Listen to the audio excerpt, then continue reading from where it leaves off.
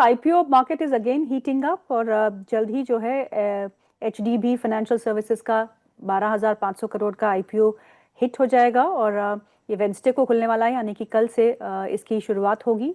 कैसा देखते हैं आप आईपीओ मार्केट में, और कोई ऐसी कंपनी जिसको आपने रिसर्च की है और जो आपको पसंद हो for subscription? I think HDB itself is a very good story to invest in. तो हमें लगता है कि इसको सपोर्ट करना चाहिए। और देखो, रिड्यूस्ड वैल्यूएशन पे आ रही है। मतलब मार्केट में, ग्रे मार्केट में 1100-1200 का भाव चलता था, अभी 750 में आईपीओ आ रहा है। तो इसकी बम्पर लिस्टिंग होगी, इन्वेस्टर कॉन्फिडेंस रीइमर्ज होगा, and this is also going to rub off on the secondary markets. So quite positive going ahead on this. And how do you see that IPO market panning out? बहुत सारे लंबी list लग रही है sir. देखिए, mutual funds में sips आते हैं, और वो सारे पैसा है ना आपका ये सब इश्यूज में लग जाएगा। तो इंस्टीट्यूशनल हो जाता है। और एच बाकी के कैटेगरी में, और जो आईपीओ स्पेशलिस्ट है इंडिया में, वो भी इसमें प्ले करते हैं, those who want to avoid risk. So I don't think there is going to be any major debacle in the IPO story, because अगर आप देखेंगे इन दिस चॉपी मार्केट, लगभग 40,000 करोड़ का रेज हुआ है पैसा, जी। both VC, private deals, etc. So I am very optimistic, and I believe that Indian markets have become very deep, and so I believe that all these will be absorbed, and the secondary market will also rally along with this. Vaishali, आज metal space में भी हलचल है। आप Tata steel के stock को देखिएगा, थोड़ी बहुत कंसोलिडेशन के बाद आज 2.5% ऊपर कामकाज करते हुए 156 के आसपास का स्तर यहाँ पे देखने को मिल रहा है। हिंडाल्को वेदांता भी हरे निशान में कामकाज करते हुए। इमन मेटल बोल नहीं स्पेस क्या? में क्या करना है? आई थिंक एक व्यू अच्छा सा बन रहा है। इनफैक्ट नॉट ओनली दोज, आप हिंद कॉपर देखेंगे, हिंदुस्तान जिंक देखेंगे, ये सही stocks technically very well place. So I think ये स्टॉक्स में भी मेरा व्यू पॉजिटिव बन रहा है। हिंदुस्तान कॉपर भी अगर आप सी, फिलहाल आई मीन मार्केट आज ऑलरेडी 300 पॉइंट ऊपर है। So it doesn't make sense trading के लिए हमें नहीं ढूंढना है, बट पोजिशनल ट्रेड देखेंगे तो Vedanta, Hindustan zinc very well place. Hindustan copper जैसे कि मैंने बताया, आई थिंक एक अच्छा सा रन अप आना चाहिए। विनीत सर, अर्निंग से आपकी क्या उम्मीदें हैं? अब अर्निंग सीजन भी शुरू हो जाएगी। Earnings I think will be better, driven by good monsoon. थोड़ा सा कम फर्स्ट क्वार्टर थोड़ा सा डामाडोल हो सकता है, क्योंकि जैसे कंज्यूमर ड्यूरेबल एसी की डिमांड हिट हो गई थी। But otherwise I am expecting good recovery and etcetera. तो मुझे लगता है कि result season, see Q4 was much better than what people expected, and Q1 because of this operation Sindoor and Israel Iran war थोड़ा सा negative रहेगा।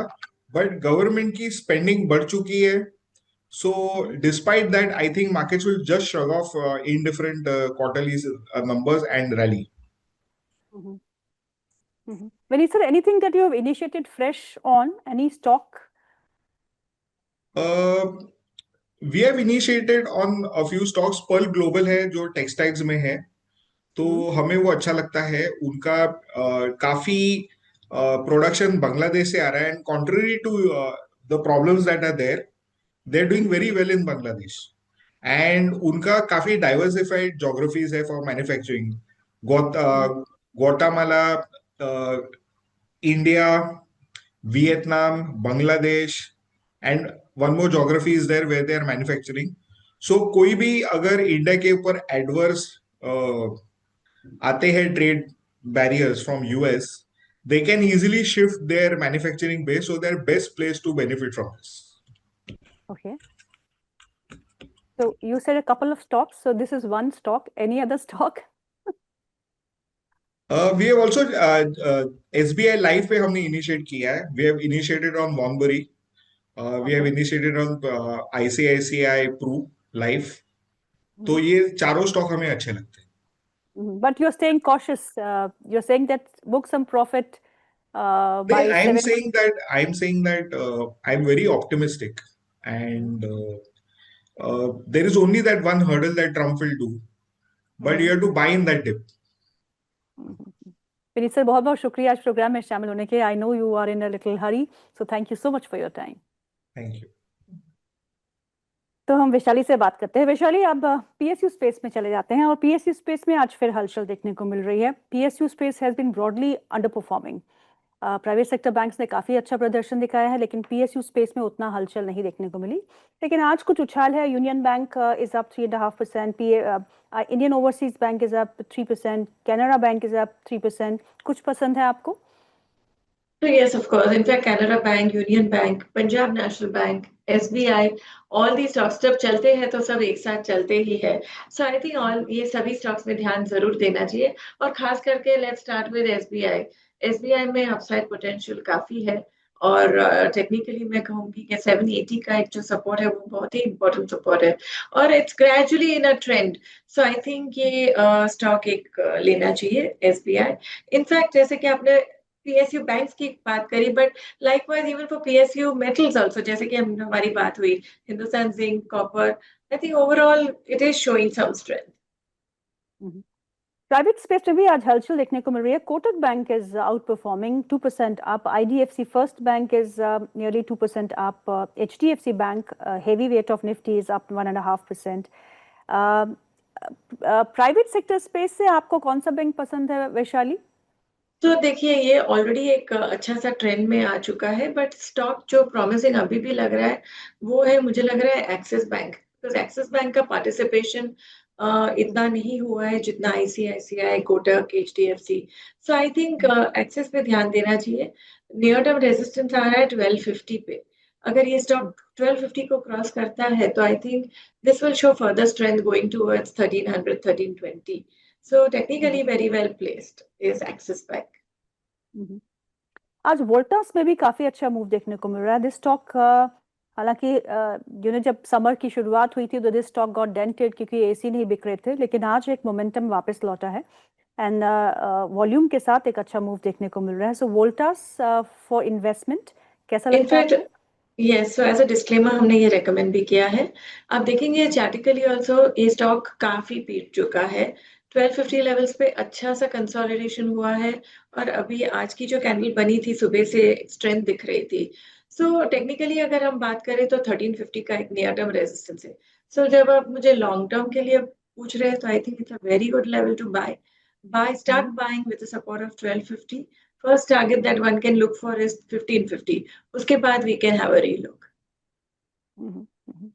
अगर एक पोर्टफोलियो को बैलेंस करना हो तो हम हमेशा ये बोलते हैं कि कुछ ऐसे डिफेंसिव बेट्स भी होने चाहिए, और डिफेंसिव स्पेस की जब बात करते हैं तो फार्मा स्पेस की बात आती है वैशाली, और फार्मा में उतनी कोई हलचल देखने को नहीं मिली। एक बायोकॉन कभी मोमेंटम में आता है तो फिजल आउट हो जाता है। Doctor Reddy's did well, Cipla, Lupin, इसके बारे में कोई बात ही नहीं कर रहा because everybody is playing momentum, और इसमें मोमेंटम अभी है नहीं।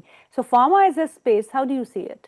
So I would say that's where the wisdom lies. Those sound जो quiet investors होते हैं, you have to look for appropriate opportunities.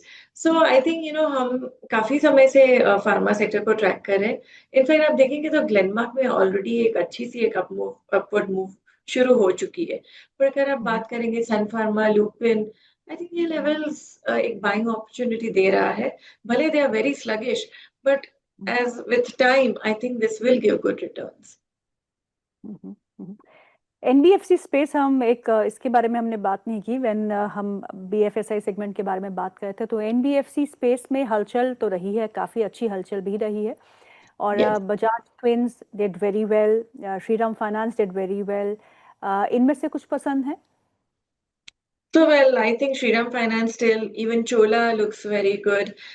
There are quite a few stocks. So जैसे कि आपने Poonawalla, in fact L&T Finance, all these come in that category. So I think सभी में strength तो दिख ही रही है. आज मेटल स्पेस काफी अच्छा कर रहा है, हमने बात भी की थी।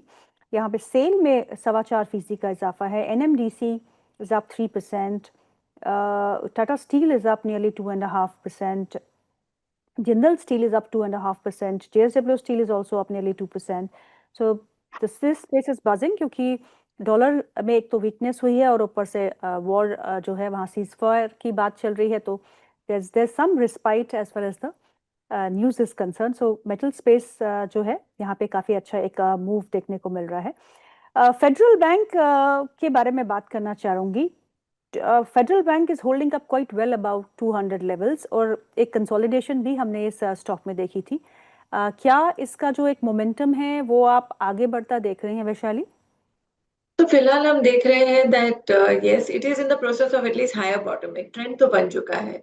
सो अभी नियर टर्म अगर हम बात करेंगे तो 202 203 का एक जो लो बनाया है और वहां से एक अटेम्प्ट हो रहा है to give an upward move.